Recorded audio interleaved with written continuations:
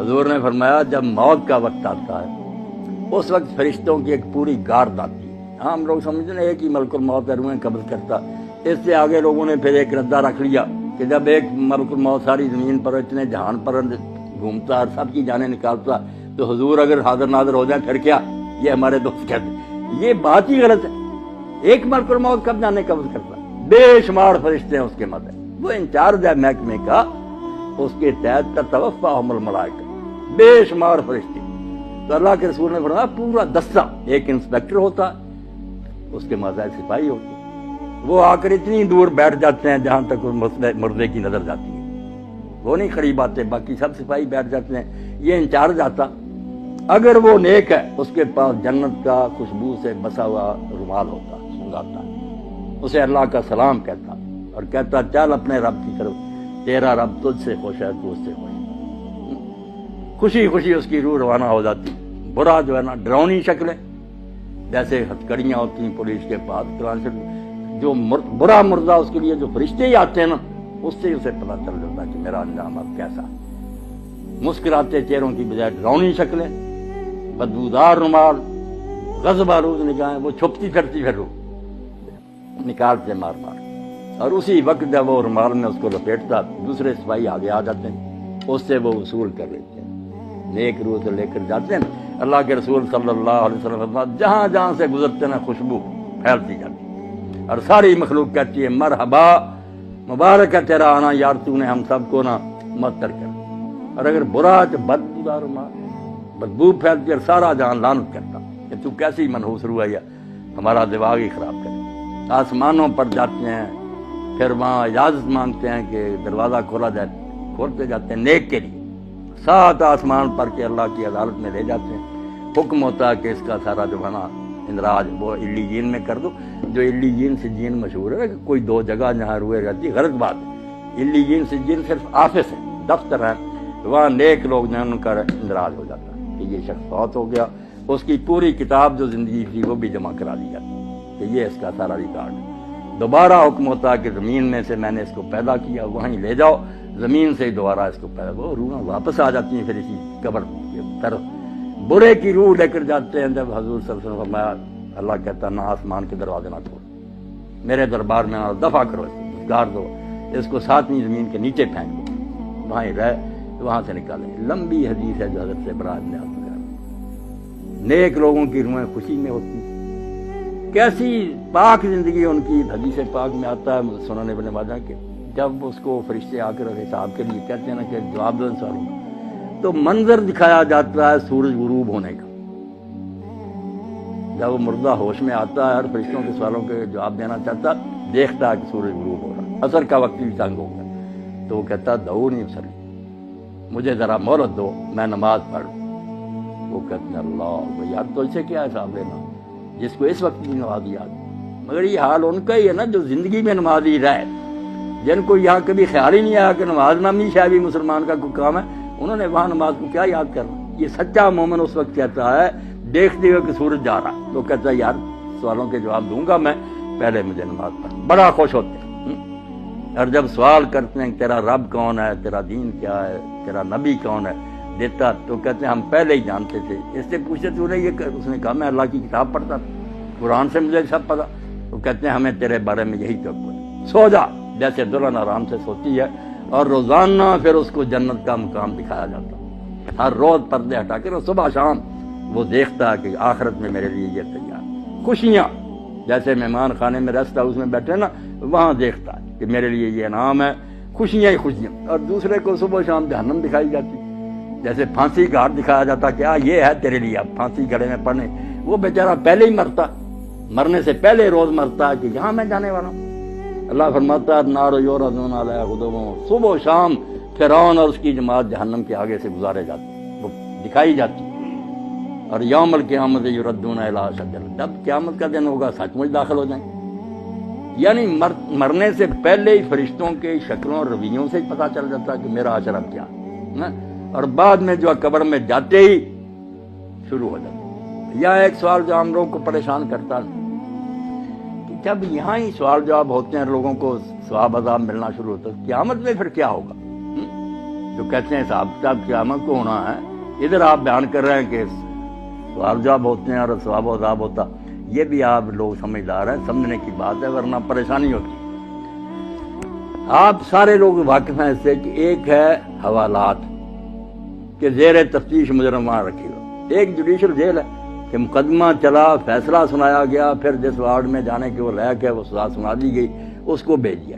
جہنم ہے judicial jail, پورا مقدمہ سماعت ہو کے کس قسم کا مجرم ہے کہاں بھیجا جائے، یہ قیامت کے دن ہوگا۔ اور یہ جو ہے یہ صرف سرسری بات پر، جیسے پاسپورٹ دیکھا، ویزا دیکھا، چلو ادھر اس کو بھیج دو، یہ صرف ایسے ہے کہ یہ مہمان خانے میں بیٹھے ہوئے ہیں، خوشیاں منا رہے ہیں کہ آخری دعوت ہمارے لیے یہ ہے، جنت دکھائی جاتی ہے، برے ڈر رہے ہیں۔ اب یہاں یہ بھی سوال پیدا ہوتا ہے کہ ساتھ ساتھ ہی کیوں نہیں معاملہ طے ہو جاتا؟ اللہ تعالیٰ کو صبر ابھی فیصلہ کر دے، اس کو جہنم بھیج دے، اس کو جنت۔ یہ کیوں ہے دو مرحلے کے؟ قبر میں صرف سرسری بات پرس ہے، آخرت میں پھر جہنم میں جنت ہے۔ یہ چیزیں آپ چونکہ پڑھے لکھے ہیں اور یہ چیزیں ضرور کی ہیں کہ عقیدہ جو آخرت کا اس کو سمجھا جائے۔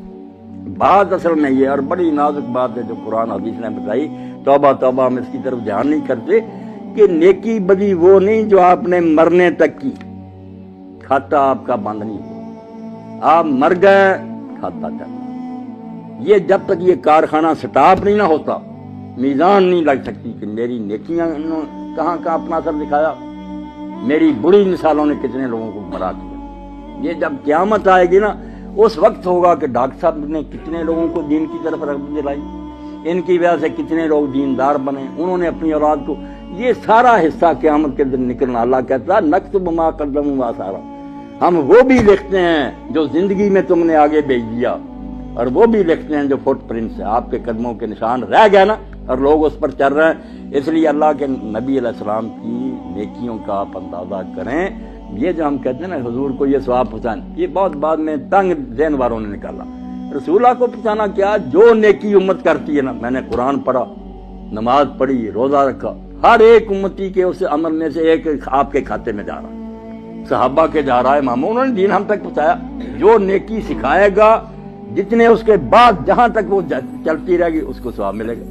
یہ ایسا بینک کا کھاتا ہے جو بند نہیں ہوتا۔ اور برائی بھی اگر آپ نے شروع کر دی کہ اچھا بڑا گاؤں تھا، آپ نے کوئی لڑکی اغوا کر رہی، کوئی قتل کر دیا، دشمنیاں ہو گئیں، آگے خون خرابے قیامت تک چل رہے ہیں، تو آپ کو حصہ نہیں ملنا۔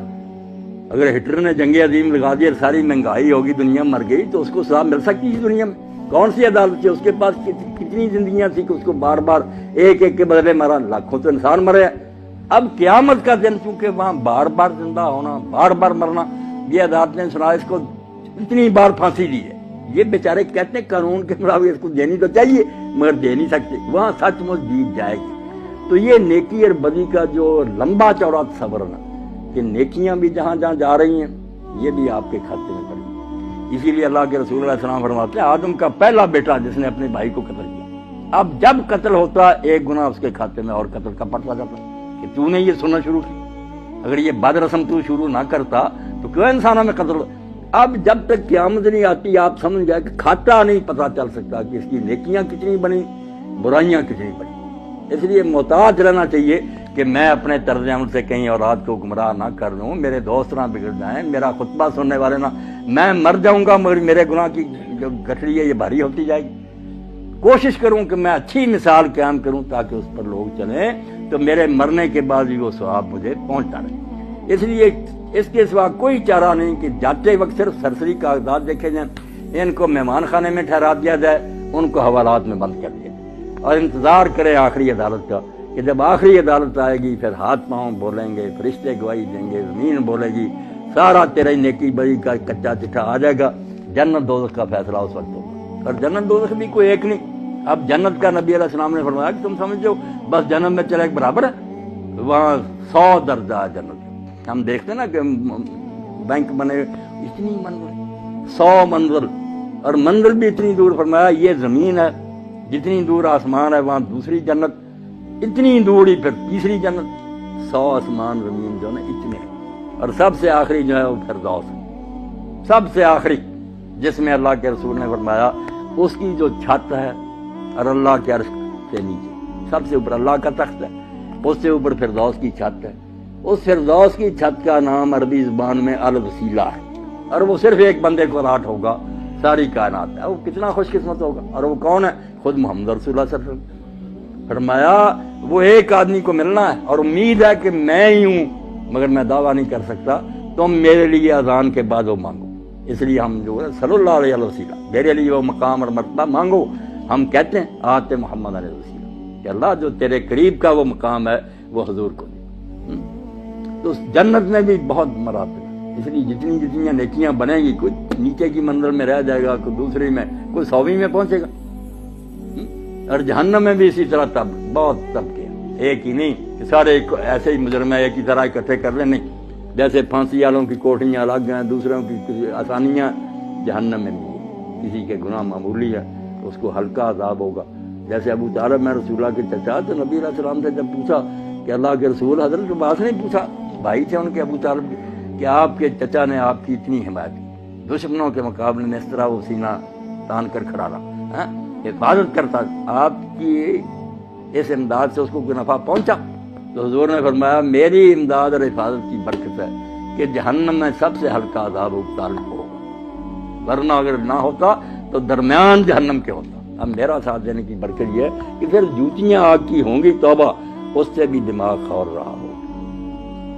باقی جو پھر بہت بڑی جگہوں میں ہوں گے، اللہ پناہ، اللہ کہتا ہے اس وقت تم سر جھکائے پھر یہ منت سماجت کرو گے کہ اللہ دوبارہ بھیج، تو اللہ نہیں سنے گا۔ پھر اب وقت ہے کہ موت آنے سے پہلے پہلے توبہ کر لو، باز آ جاؤ، چھوڑ دو برائیاں، نیک ہو جاؤ، پھر کوئی بات نہیں، تم سے جتنے جی چاہے گناہ ہوئے نا اللہ معاف